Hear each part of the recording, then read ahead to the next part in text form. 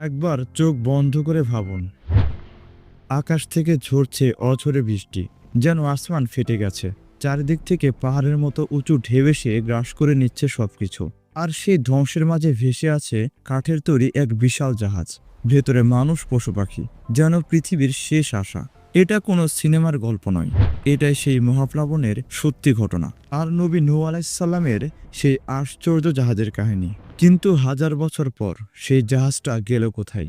আজ আমরা আপনাদেরকে নিয়ে যাব তুরস্কের সেই বরফ ঢাকা দুর্গম পাহাড়ে, যেখানে এমন এক রহস্য লুকিয়ে আছে যা বিজ্ঞানীদেরও রাতের ঘুম কেড়ে নিয়েছে।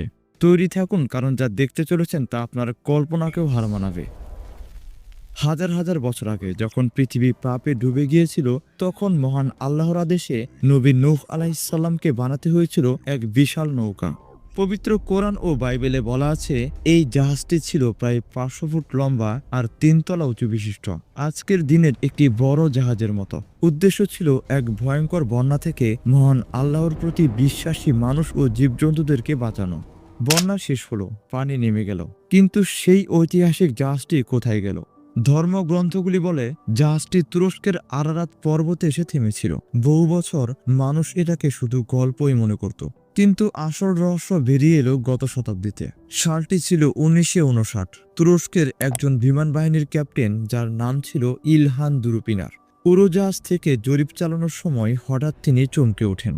আরারাত পাহাড়ের কাছেই মাটির মধ্যে এক বিশাল নৌকাকৃতির দাগ দেখতে পান তিনি। ছবি তোলার সাথে সাথেই সারা বিশ্বে তোলপাড় শুরু হয়ে যায়। এটা কি শুধুই মাটির দাগ, নাকি এর নিচে লুকিয়ে আছে হাজার বছরের পুরনো সেই জাহাজ? এরপর গল্পে আসেন আমেরিকান এক দুঃসাহসিক অভিযাত্রী রন হোয়াইট। তিনি নিজের জীবন বাজি রেখে বারবার ওই জায়গায় গিয়েছেন, কিন্তু তিনি যা খুঁজে বের করলেন তা আরও অবিশ্বাস্য। রন হোয়াইট আর তার দলবল পরীক্ষা করে দেখান ওই নৌকাকৃতির জায়গাটির মাপ নবী নূহের জাহাজের বিবরণের সাথে হুবহু মিলে যায়। শুধু তাই নয়, তারা মেটাল ডিটেক্টর দিয়ে মাটির নিচে সারিবদ্ধভাবে পেরেক বা ধাতব কিছুর অস্তিত্ব খুঁজে পান। বিজ্ঞানীরা প্রথমে হেসে উড়িয়ে দিয়েছিলেন। তারা বলেছিলেন এটা প্রাকৃতিক কারণে তৈরি হওয়া একটি ভাঁজ মাত্র। কিন্তু আসল প্রমাণ মিলল যখন গবেষকরা ওই জায়গা থেকে মাটি ও পাথরের নমুনা নিয়ে ল্যাবে পরীক্ষা করলেন। পরীক্ষার রিপোর্টে দেখা গেল ওই নমুনার ভেতরে প্রায় 5000 বছরের পুরনো সাগরীয় প্রাণীর ফসিল আর কাঠের টুকরোর অস্তিত্ব আছে, যা প্রমাণ করে এটা একসময় পানির নিচে ছিল। বিজ্ঞানীরা আজও দ্বিধায় বিভক্ত। একদল বলছেন এটা নবী নূহ আলাইহিসসালামের জাহাজের জীবাশ্ম হয়ে যাওয়া ধ্বংসাবশেষ, আরেক দল বলছেন এটা নিছকই এক অদ্ভুত প্রাকৃতিক গঠন। কিন্তু প্রশ্ন হলো, পাহাড়ের এত উঁচুতে বিশাল নৌকাকৃতির নিখুঁত একটি দাগ কিভাবে তৈরি হলো? এর মাপই বা ইতিহাসের বিবরণের সাথে মিলে গেল কিভাবে? আর মাটির নিচে সারিবদ্ধ ধাতব বস্তুগুলোই বা কি? এই প্রশ্নগুলোর উত্তর আজও রহস্য হয়ে আছে। এই রহস্যের সবচেয়ে বড় দিক হলো, এটা শুধু বিজ্ঞান দিয়ে মাপা যায় না, এর সাথে জড়িয়ে আছে বিশ্বাস। যদি এটা সত্যি নূহ আলাইহিসসালামের জাহাজ হয়, তবে তা আমাদের জন্য এক বিরাট সতর্কবার্তা।